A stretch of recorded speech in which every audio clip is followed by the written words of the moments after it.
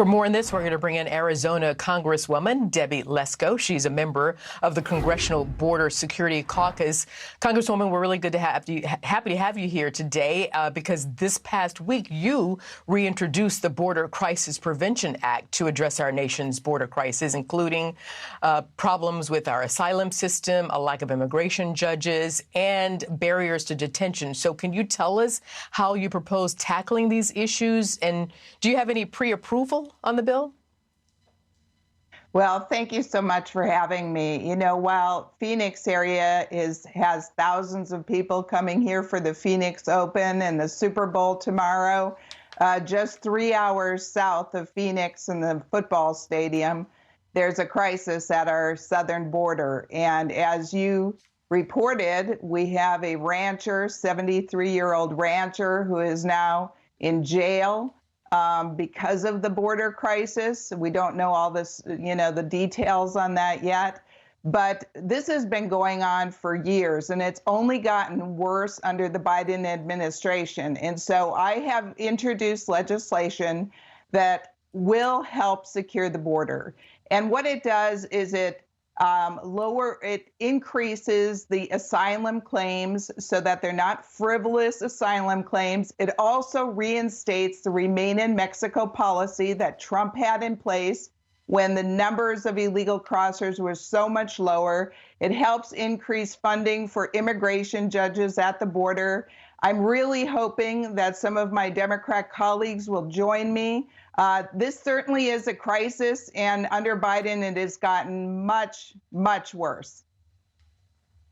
And quickly, do you know if Mexico is on board? Because I understand the president was trying to, kind of reinstate this, or looking at it, considering reinstating the Remain in Mexico policy. But we need to have Mexico on board to have this work. Do you know if Mexico is on board?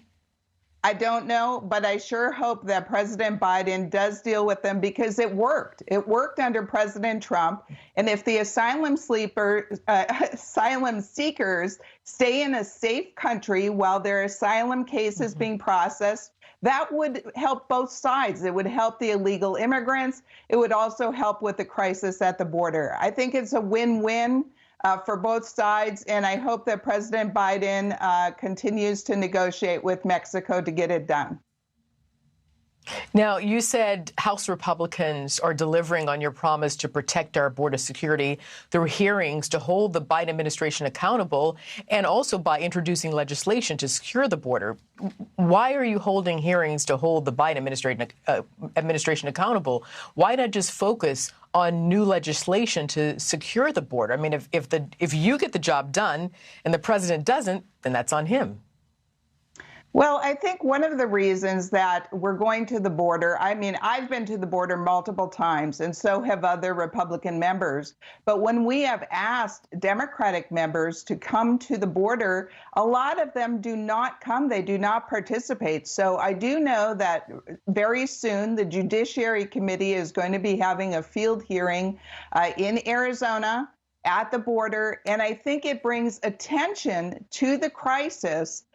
And hopefully our Democratic colleagues will see firsthand what is going on and what crisis there is, because this is a crisis not only for American citizens, it's a crisis for the illegal immigrants. I mean, here we're having the Super Bowl, right?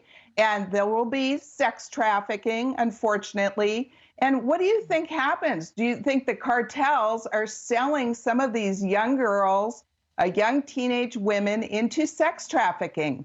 And that is how they're paying off their entry. I mean, I have heard this from the Customs and Border Patrol officers and the officials at the border. This type of stuff is happening. Cartels do it for the money. They're trafficking humans. They're trafficking drugs. It's a huge crisis, and we have to bring attention to it. So that's why we're going to the border.